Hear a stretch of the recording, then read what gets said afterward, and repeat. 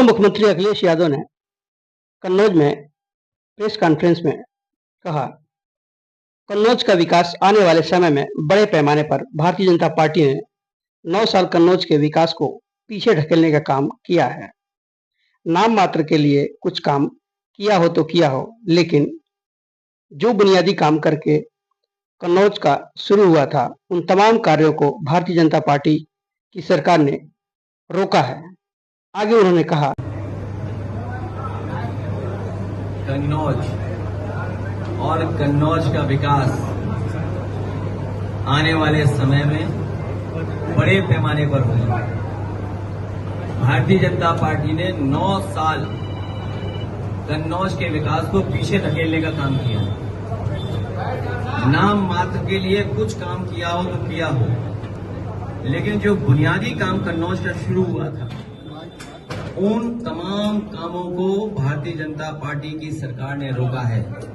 मैं आपके माध्यम से कन्नौज के एक कन्नौज वासी को मैं भरोसा दिलाना चाहता हूं कि जहां उन्होंने मुझे चुन करके उनकी सेवा करने का मौका दिया है, आने वाले समय में समाजवादी सरकार बनकर के देश का ऐतिहासिक विकास कन्नौज में समाजवादी लोग कर करके दिखाएंगे। हम जनता के बीच में लगातार रहेंगे। हम समाजवादी लोग मिलकर के कहीं किसी के साथ अन्याय होगा तो खड़े दिखाई देंगे। इधर सरकार शिक्षा कितनी जरूरी है आम लोगों के लिए, जनजीवन के लिए। एक विकास की सबसे महत्वपूर्ण कड़ी अगर कोई है तो वो शिक्षा है। उस शिक्षा पे हमला करने का काम भारतीय जनता पार्टी के लोग कर रहे हैं, और वो भी कहां की प्राइमरी एजुकेशन, बुनियादी एजुकेशन। सोचिए, पिछला चुनाव में यही तो कहते थे हम लोग कि संविधान खतरे में है। राइट टू एजुकेशन संविधान के तहत कानून है जिसमें हर एक को अधिकार मिला है कि उसकी पढ़ाई कराई जाएगी। Right to education, primary education. और जब ये संस्थान बंद होंगे तो सोचिए गरीब और खासकर पीड़ित परिवार के बच्चे कहां पढ़ने जाएंगे। हम अपने समाजवादी साथियों से कहेंगे कि एक गांव में टीम बनाएं।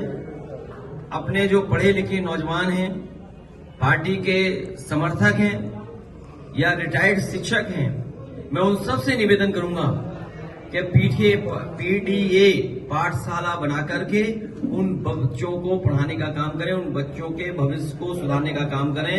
हम लोग बच्चों की पढ़ाई को खत्म नहीं होने देंगे, उनकी पढ़ाई को रुकने नहीं देंगे। हम समाजवादी लोग मिल करके पीडीए पाठशाला चला करके बच्चों की पढ़ाई कराने का काम करेंगे। सस्पेंड किया जाता है, इस पर क्या कहेंगे आप?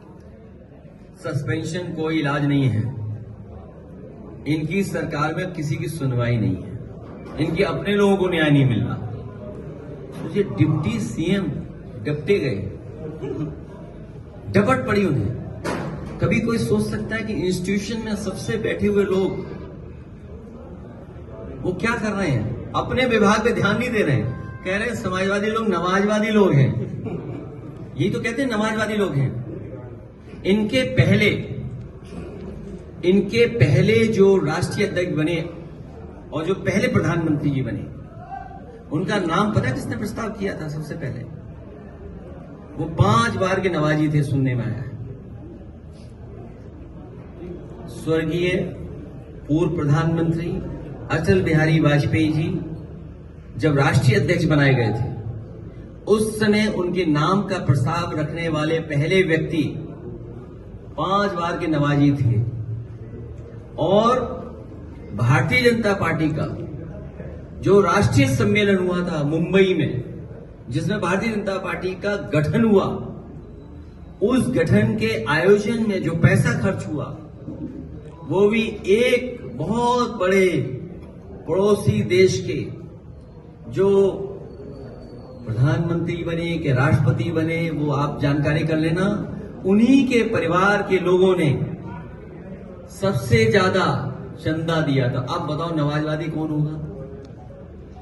ये भारतीय जनता पार्टी के लिए केवल नफरत फैलाना चाहती हैं। ये नकली लोग हैं। मैं कोर्ट का धन्यवाद देता हूं और समाजवादी लोग गांव जाएंगे।